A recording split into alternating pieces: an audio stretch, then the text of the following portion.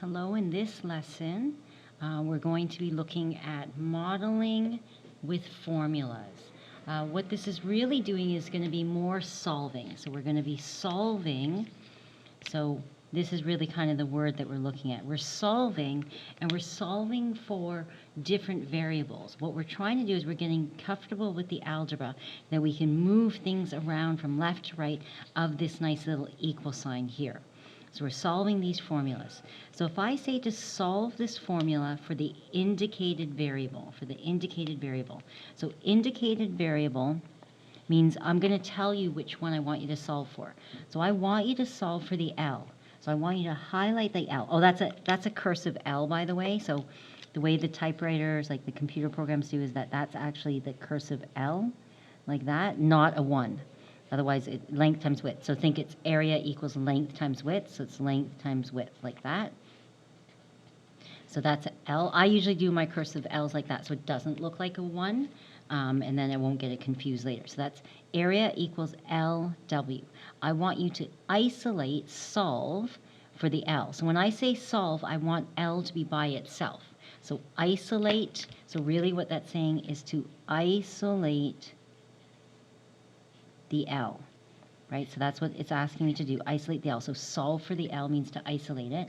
What I want you to do is to picture that everything else is just a regular number. So they're all letters, and the part that usually confuses people is the fact that they are all three of them are variables, right? So what I do is I picture that the L is my only variable, and then I fill in the others with numbers. So for instance, if this was L times 5, and say the area was, say, 8. So picture these ones as numbers. So I'm just showing you as an example. And then, would you know how to solve that? L times 5 divided by 8. Well, yes, you would know how to solve that. You would divide both sides by the 5. Cross that off, it makes it 1, and then you'd get 8 over 5 is L, right? So that's it. So I want you to pretend they are numbers. Everything else. Pretend everything around it other than the one that we're isolating are numbers. So here, if it was times W, what you're going to do is you're going to divide both sides by W. So divide both sides by W. That crosses out the W's. You're going to get A over W equals L, just like this. So you're pretending that the W is actually a number. You divide by whatever that number is to both sides, and then you have that fraction left over, and that's fine. Okay, and again, this is very, it's a little bit hard to understand at first, and then you'll get used to it, because we'll use this method for other things. We're going to isolate. All right, the next one, let's try that again. Let's try this concept again. I'm just going to put a line to separate the questions, and we're going to do this again. So again, I want you to isolate for H, okay? If you're isolating for H, that means that H wants to be all by itself, okay? And over here, we have all of this stuff can't be around the H. So what I want to do is get rid of the 1/2 around the B and the H, and this here, see how it's 1/2 times BH? It's half of this, so this is over 1. I'm going to rewrite it. Usually people like to rewrite it like this, okay, so that it looks better. So remember, this formula can be written, area is half base times height, which is the triangle formula, and sometimes you'll see the formula written, area is base times height divided by 2. You can put the 2 under both of them. It means the same thing. I find that a little bit easier to read. Then I'm going to solve it like I do for the fraction questions. So as soon as I see a fractions mixed with whole numbers, I put this over 1. And then I'm going to multiply both sides to get the same lowest common denominator. And we're going to multiply this by 2 and this by 2. Then I get 2A over 2 equals BH over 2. You'll notice I'm not putting equals on this left side because the equals are already in the middle, right? So there's there. Then that cancels out the 2A and the 2. That becomes a 1. When I run out of room this way, I'm going to do a big swooping arrow and say I'm going to start my next column here. to always do the swooping arrow so my eyes know what to follow. And I have area is base times height. Oh, sorry. I'm doing the wrong question. Sorry, I was canceling, which is the other question. Just thinking about something else. Okay, so then, sorry, that's my fault. This is the one where we want to get rid of the bottom. So once they're the same denominator, we say these two are the same. We cancel those out, and then we're going to say okay, because I want h. Do you know why I realized I was wrong? I do this. H is what I want by itself. H is what I want by itself. So I'm getting closer to getting h by itself. So I'm going to get 2a equals bh. Dump the bottom. And then now how do I get, so again, I was imagining that I'm highlighting this. How do I get h all by itself? Okay, and again, imagine that these are numbers. This is like 2 times 5 equals 3 times h. If that was a 3 times h, to get rid of the 3 in front, you would divide by whatever it is. But it's not a 3, it's a b. It's still the same idea. You divide by exactly what's in front, cancel it out, and then you're left with this fraction. And you're allowed to have fractions as your answer. 2a over b is my fraction answer.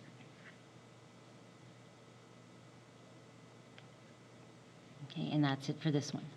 Let's try again. Okay. Actually, I'm going to do this one more time just so I can do it right through and not confuse you. So if I had this, this is the same thing as saying that's over 1, so then it's 1bh over 2 times 1 like this.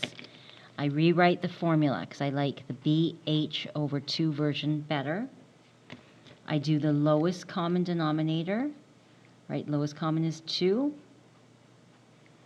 I rewrite that, so it's 2a over 2 equals bh over 2.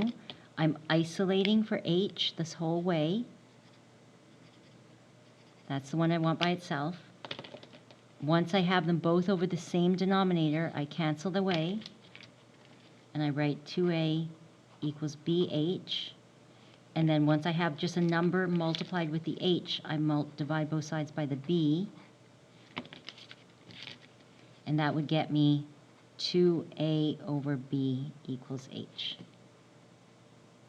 Okay, so again, that one's a little bit of a tricky one. All right, this next one, I want d. This one's a bit more straightforward. Sometimes the questions go easy one, and then a more straightforward one, and then a more difficult one, and then back again, right? So we kind of do back and forth. So for the d, we're isolating for this d here. There's a number attached to it, so imagine that's a number, something times d, and you want to get rid of the number in front. So say that was a 2d. You would divide by whatever the number is in front.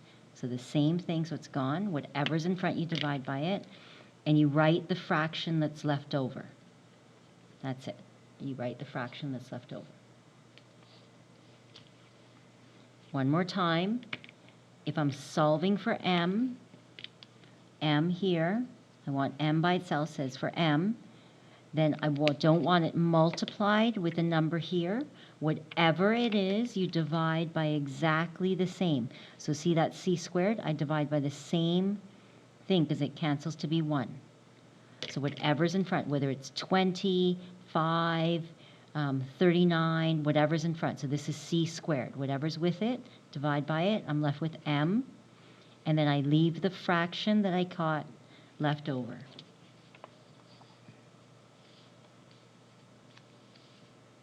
Okay, another one's a bit more difficult with the fraction. Okay, the first thing I'm going to do is I don't like how it's 1/2 h. So the same idea here.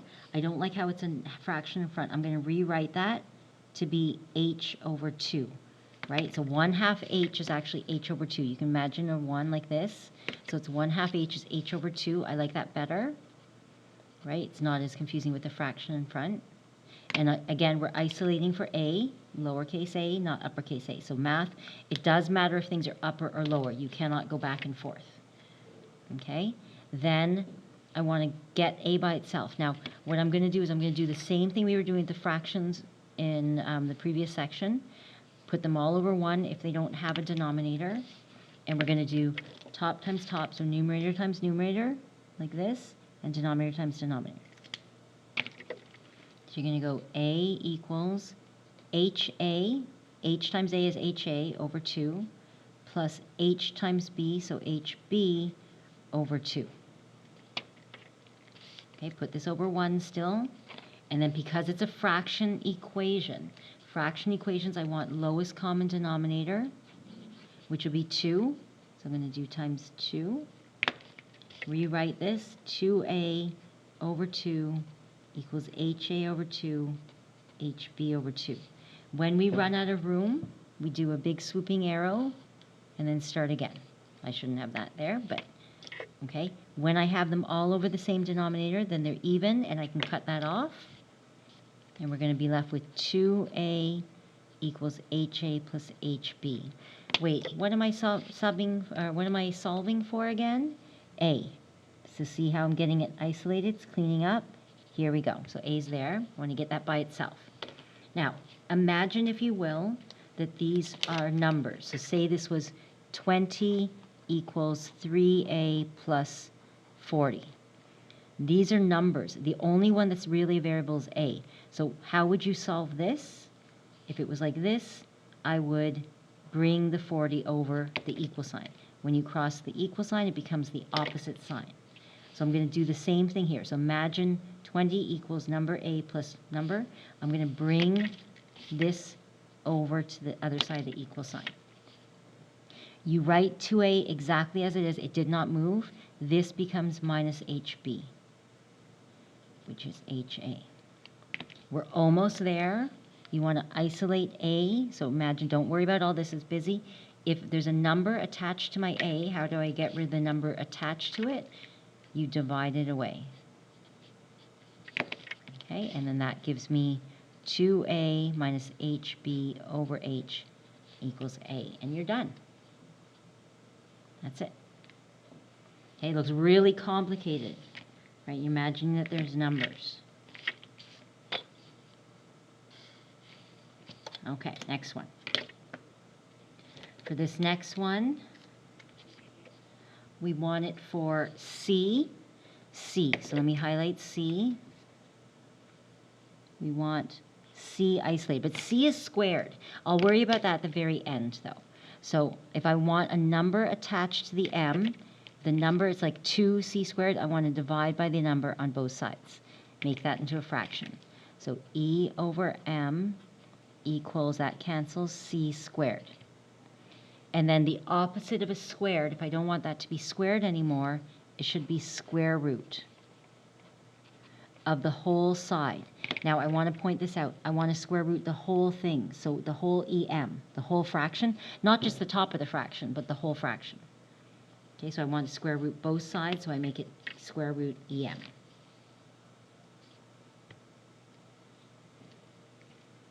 Okay, and I know this is complicated. What you want to do is you want to try it again after we've gone through it together like this. So pause it, then try them all again. So I want A by itself. These are like extra numbers. That's like plus 10 plus 5 equals 0. So imagine those are numbers, so I want them over on the other side of that equal sign. So I'm going to get AX equals. This hops over, so that becomes negative BY. This is 0 there, which is nothing. C comes over, so it's minus C. Again, I want just A by itself. So then, how do I get A times a number by itself? I divide by whatever that number is. You can do each one, or you can just do it like this. This is a good answer. Negative BY minus C all over X. And that's it. You're isolated. So every time we have it by itself, then we're done. Same equation. I can go back and forth with these equations. I want you to isolate for C. Okay, so again, I've got number plus C equals 0. There's nothing touching the C, so we're just going to bring those over.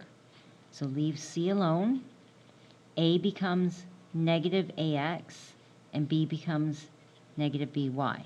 And 0 plus 0, we don't have to show that. And C is all by itself. Okay, so now what you want to do is you want to practice these again to see if you actually have the pattern with what I was doing, and you can do it again. There's some questions that are kind of similar that I gave extra sheets to, so these are the same ones. These are actually the same ones, so try them again is what I was asking you to do, but on a blank sheet, try them again to make sure you can do what we just did together.